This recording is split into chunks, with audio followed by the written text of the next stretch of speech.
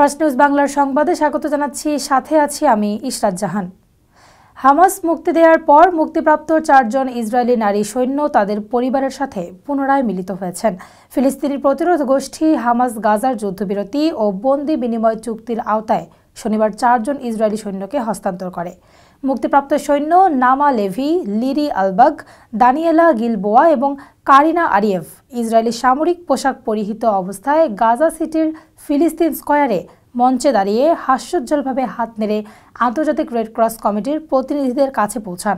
বিস্তারিত প্রতিবেদনে। আসসালামু আলাইকুম, মারহাবা, শুকরান لكتاب القسام على كل المعاملة الكويسة. شكرا للأكل والشرب والملابس.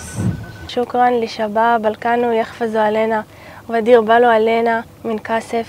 وإن شاء الله يكون الكل يوم سعيد وأحسن يوم وكلنا نكون بخير. يوم 25/1/25 ফিলিস্তিনি প্রতিরোধ গোষ্ঠী হামাস শনিবার গাজায় যুদ্ধবিরতি ও বন্দি বিনিময় চুক্তির আওতায় 4 জন ইসরায়েলি নারী সৈন্যকে হস্তান্তর করেছে।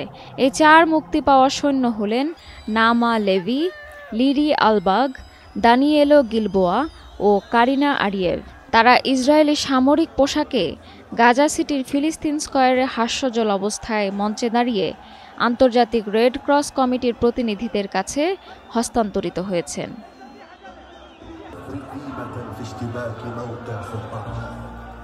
ইসরায়েলি সেনাবাহিনী নিশ্চিত করেছে যে এই 4 সৈন্যকে গাজার ইসরায়েলি বাহিনীর কাছে হস্তান্তর করার পর তাদের ইসরায়েলে নিয়ে যাওয়া হয়েছে।